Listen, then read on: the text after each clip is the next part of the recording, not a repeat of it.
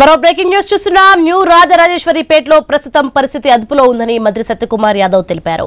Diarrhoea కారణంగా ఎవరూ చనిపోలేదని చెప్పారు. మంత్రి నారాయణ, ఎంపీ కేశినేని చిన్నితో కలిసి మెడికల్ క్యాంప్ లో చికిత్స పొందుతున్న రోగులను మంత్రి సత్యకుమార్ పరామర్శించారు. మంత్రిటి pipeline, underground water ను పరీక్షల కోసం పంపామని చెప్పారు. బయట నుంచి మినరల్ వాటర్ సరఫరా చేస్తున్నామని తెలిపారు. అన్ని శాఖల అధికారులు సమన్వయంతో పనిచేస్తున్నారని వెల్లడించారు. ఇక ఇప్పటికే ఇంటింటికి వెళ్లి మందులు, ఓఆర్ఎస్ ప్యాకెట్లు ఇచ్చామన్నారు. 140 మంది డయేరియా బారిన పడినట్లు స్పష్టం చేశారు. ప్రస్తుతం 68 మందికి చికిత్స కొనసాగుతోందన్నారు. బుడమేరు ప్రాంతం కాబట్టి భూగర్భ జలాలు కలుషితం అయ్యాయనే కోణంలో పరిశీలన జరుగుతోందని మంత్రి సత్యకుమార్ పేర్కొన్నారు.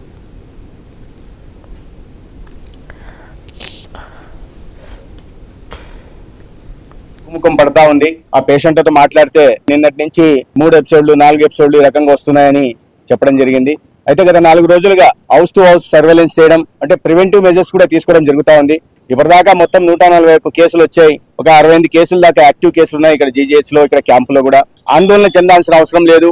యంత్రాంగం అప్రమత్తంగా ఉంది. నీరు ఎందుకంటే గత 3 రోజులుగా ఈ తాగుతున్న నీరు మున్సిపాలిటీ ద్వారా గానీ లేదా ఆర్ఓ ద్వారా తాగుతున్న నీరు ఆపి ప్రభుత్వమే, జిల్లా యంత్రాంగమే నీటి సరఫరా చేస్తుంది. అయినప్పటికీ కూడా అక్కడక్కడ కేసులు వస్తున్నాయి. అయితే ఇది బుడమేరు ప్రాంతం, భూగర్భ జలాలు కూడా కలుషితమైనాయా, ఈ ఆర్ఓ ప్లాంట్ల నుంచి నీరు తాగడం వల్ల వస్తుందా అనే విషయాన్ని గమనిస్తూ ఉన్నాం. అయితే ఈ పరీక్షల రిపోర్ట్లు వచ్చిన తర్వాత దీని మీద ఒక నిర్ణయం తీసుకుని దానికి తగిన విధంగా జాగ్రత్తలు తీసుకుంటాం.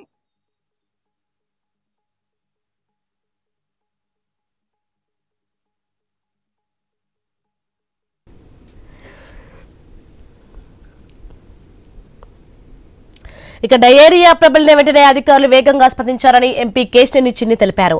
అవసరమైన చర్యలు తీసుకుని ప్రజలకు వైద్య సేవలు అందించినట్లు చెప్పారు. భవిష్యత్తులో చేపట్టాల్సిన చర్యలపై ప్రజల నుంచి అభిప్రాయాలు తీసుకున్నామని స్పష్టం చేశారు. ప్రజలకు ఎలాంటి ఇబ్బందులు కలగకుండా శాశ్వత పరిష్కారం కనుక్కుంటామని చెప్పారు.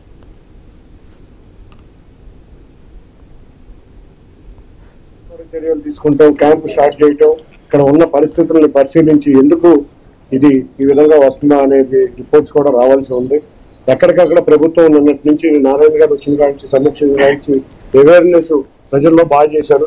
వచ్చిన ప్రజలను అడిగాం, అంటే మాకు ఇక్కడ క్యాంప్ ఉందని అవేర్నెస్ చేయడం వల్ల రావడం జరిగిందని.